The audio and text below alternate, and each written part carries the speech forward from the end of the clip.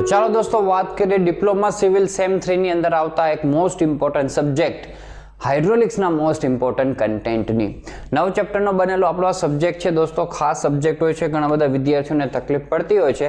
હું તમને દોસ્તો અહીંયા ચેપ્ટર વાઇઝ જેટલું કન્ટેન્ટ કહું એટલું તમે તૈયાર કરી જજો, તમારું કામ થઈ જશે.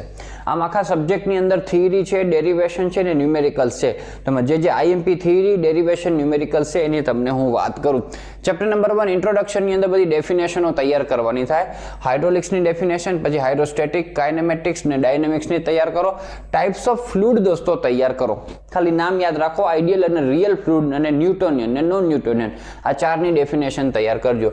પ્રોપર્ટીઝ ઓફ ફ્લુઇડ 11 છે, નામ બધાના યાદ રાખો દોસ્તો. એમાંથી કોઈ પણ 6 પ્રોપર્ટી વિથ યુનિટ અને નોટેશન્સ તમારે તૈયાર કરવાની થશે. એ રીતના એક ક્વેશ્ચન પૂછી શકે છે. આ તો તમને નામ આપીને પૂછે છે દોસ્તો, જેમ કે density, specific weight, specific gravity, 3 આ થઈ. સરફેસ ટેન્શન, કેપિલારિટી અને વિસ્કોસિટી, આ 6 વિથ યુનિટ વિથ નોટેશન તમારે તૈયાર કરી જવી જોઈએ. બરાબર. એક્ઝામ્પલ 1 દોસ્તો ક્યારેક પૂછે છે, બાકી આના કઈ એક્ઝામ્પલ્સ મોસ્ટ ઇમ્પોર્ટન્ટ નથી હોતા. બહુ ઇઝી ફોર્મ્યુલા બેઝ ન્યુમેરિકલ્સ છે. ચેપ્ટર 2 ની વાત કરીએ તો પ્રેશરની ડેફિનેશન તૈયાર કરો. ટાઇપ્સ ઓફ પ્રેશર, ઓલું જે સરસ મજાનો તમને ગ્રાફ આપેલો છે ને, સરસ મજાનો સ્કેચ, બરાબર. એટમોસ્ફેરિક પ્રેશર છે, નીચે એબ્સોલ્યુટ ઝીરો પ્રેશર લાઇન છે, એ તૈયાર કરવાનો થાય. 4 પ્રેશરના નામ યાદ રાખવાના થાય. એનું ઇક્વેશન પણ નીચે બને છે, એ તૈયાર કરજો. એના પછી આ મોસ્ટ આઈએમપીમાં આવશે પ્રેશર મેઝરિંગ ઇક્વિપમેન્ટ્સ, નામ યાદ રાખો. બરાબર. એક બાજુ તમને બધા આપવામાં આવેલા છે મેનોમીટર્સ અને બીજી બાજુ છે ગેજ. બરાબર. એમાં ડિટેલમાં એક્સપ્લેન કરતા તમને પીઝોમીટર, સિમ્પલ યુટ્યુબ મેનોમીટર અને ડિફરન્શિયલ યુટ્યુબ મેનોમીટર આવડવું જોઈએ. આ 3 બરાબર તૈયાર કરીને જવાનું, તમારું કામ થઈ જશે. અને ન્યુમેરિકલ્સ કરવા હોય તો એક્ઝામ્પલ 2 અને 3 દોસ્તો તૈયાર કરવાના થાય. આમાં આવી રીતના 2 ટાઈપના ન્યુમેરિકલ્સ બનશે. એક તો કન્વર્ટ ધી પ્રેશર વાળા, બરાબર, જેમાં તમને P બરાબર WSH આ ફોર્મ્યુલાનો ઉપયોગ કરીને કામકાજ કરવાનું છે. અને બીજા મેનોમીટરના ન્યુમેરિકલ્સ જોવા મળે છે, તો એ ન્યુમેરિકલ્સ દોસ્તો આપણે ખાસ તૈયાર કરીએ. બરાબર. એના પછી દોસ્તો આગળ વધીએ આપણે. હાઇડ્રોસ્ટેટિક નામનું આ ચેપ્ટર છે, એમાં પાસ્કલનો નિયમ બરાબર વિથ પ્રૂફ તૈયાર કરી જાઓ. એના પછી આ ડેરિવેશન આપેલા છે તમને, 2 ડેરિવેશન દોસ્તો. એમાંથી ખાલી છે ને એક જ ડેરિવેશન તૈયાર કરજો. ઘણા ઇન્ક્લાઇન સરફેસ વાળું પણ ડેરિવેશન તૈયાર કરે છે, પણ એ તૈયાર કરવાની જરૂર નથી દોસ્તો. આપણે માત્ર એક આ ડેરિવેશન તૈયાર કરીશું, એ છે આ સેકન્ડ નંબરનું ડેરિવેશન. બરાબર. વર્ટિકલી ઇમર્સ્ડ સરફેસ માટેનું જે આપણે ટોટલ પ્રેશર અને સેન્ટર ઓફ પ્રેશરનું આપવામાં આવેલું છે, તે F બરાબર વાહ બાર અને H સ્ટારની જે ફોર્મ્યુલા ડિરાઈવ થાય છે તે. તો આ ડેરિવેશન જ તમારે તૈયાર કરવાનું થાય, બીજું કોઈ નહીં.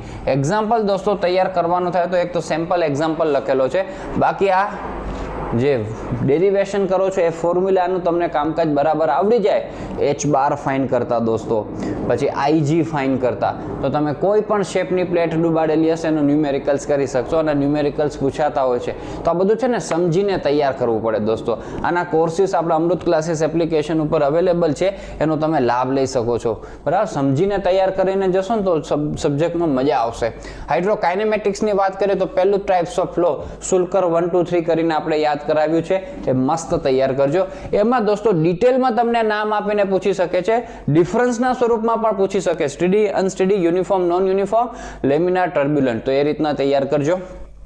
રેનોલ્ડ્સ નંબર આઈએમપી છે, જેનાથી ક્લાસિફિકેશન થાય છે ફ્લોનું, લેમિનાર, ટર્બ્યુલન્ટ અને ટ્રાન્ઝિશનનું.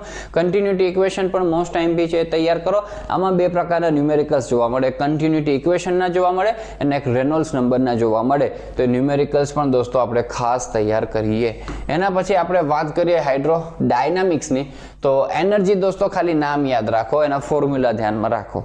બરાબર. એના પછી બર્નોલીઝ ઇક્વેશન મોસ્ટ આઈએમપી છે, તમને 3 માર્ક્સ, 4 માર્ક્સ, 7 માર્ક્સની અંદર પૂછાઈ શકે છે. વિથ પ્રૂફ દોસ્તો તૈયાર કરવાનું થાય. એના એઝમ્પશન્સ તૈયાર કરો, લિમિટેશન્સ એ પણ મોસ્ટ આઈએમપી છે, ખાસ તૈયાર કરજો. અને એની પ્રેક્ટિકલ એપ્લિકેશનમાં વેન્ચ્યુરી મીટર અને પિટોટ ટ્યુબ તો મોસ્ટ આઈએમપી છે. હવે વેન્ચ્યુરી મીટરનું જે ફોર્મ્યુલા બને એ જ ઓરિફિસ મીટરનું બને છે, એટલે એ તમારું તૈયાર ઓટોમેટિક બાય 1 ગેટ 1 માં તૈયાર થઈ જશે. ન્યુમેરિકલ્સ આની અંદર 2 પ્રકારના જોવા મળતા હોય છે. એક જોવા મળે છે તમને બર્નોલી ઇક્વેશનના અને બીજા વેન્ચ્યુરીના. તો એમાં વેન્ચ્યુરી દોસ્તો છે એ મોસ્ટ આઈએમપી છે, ખાસ તૈયાર કરજો. હજી આપણો જે ક્રેશ કોર્સ દોસ્તો હમણાં જ લાઈવ કમ્પ્લીટ થયો છે, એનો પણ તમે લાભ પ્રાપ્ત કરી શકો છો. 800 રૂપીસની અંદર તમારા 4 સબ્જેક્ટ છે એ કવર થઈ જાય છે. બરાબર. સમજીને તૈયાર કરશો, બહુ મજા આવશે. હાઇડ્રોલિક કોફિશિયન્ટની વાત કરીએ તો એમાં ટાઈપ્સ ઓફ ઓરિફિસ એનું ક્લાસિફિકેશન આપેલું છે એ તૈયાર કરો. વેના કોન્ટ્રાક્ટા d/2 જેટલા ડિસ્ટન્સ ઉપર જે આપણો સીસી સેક્શન છે તે. હાઇડ્રોલિક કોફિશિયન્ટ 3 પ્રકારના જોવા મળે. આ મોસ્ટ આઈએમપી છે દોસ્તો, ખાસ તૈયાર કરજો. અને લેબોરેટરીમાં કેવી રીતના ફાઇન થાય એનું આપેલું છે એકાદી વખત તૈયાર કરજો. એ મોસ્ટ આઈએમપીમાં નથી. આ બે વસ્તુ દોસ્તો મોસ્ટ આઈએમપીમાં છે ને આ પણ આવી શકે. સૌથી વધારે આ વસ્તુ આવશે, પછી આ. એના ન્યુમેરિકલ્સમાં દોસ્તો 6-8 ફોર્મ્યુલા છે તૈયાર કરી નાખો. ફોર્મ્યુલા બેઝ ન્યુમેરિકલ્સ આની અંદર જોવા મળે. આરામથી તમે કામ કરી શકો. એના પછી દોસ્તો વાત કરીએ આપણે ચેપ્ટર નંબર 7 માં તો ટાઈપ્સ ઓફ વિયર, એ બંનેનો ડિફરન્સ, પછી આ બે ડેરિવેશન મોસ્ટ આઈએમપી દોસ્તો, રેક્ટેંગલ અને ટ્રાયેંગ્યુલર નોચના ડેરિવેશન દોસ્તો તમને ઘણા જોવા મળે છે. ટોટલ સબ્જેક્ટમાં 10 ડેરિવેશન જોવા મળે છે. 10 ડેરિવેશન વ્યવસ્થિત તૈયાર કરજો. એમાં 2 ડેરિવેશન અહીંયા આવે છે. પછી ડિફરન્સ ટ્રાયેંગ્યુલર અને રેક્ટેંગ્યુલર નોચનો, એડવાન્ટેજ ટ્રાયેંગ્યુલર નોચનો ઓવર રેક્ટેંગ્યુલર નોચ, પછી ડિફરન્સ રેક્ટેંગલ અને ટ્રાયેંગ્યુલર નોચ, અને example number 9 formula base numerical હોય છે.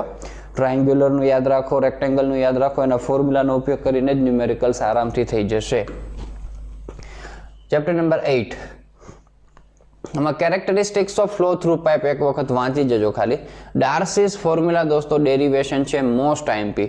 વેરિયસ હેડ લોસીસ દોસ્તો મોસ્ટ આઈએમપી, ખાસ તૈયાર કરજો. HGL TEL most IMP. Use of nomogram most IMP. Compound and equivalent pipe દોસ્તો આઈએમપી ની અંદર આવશે.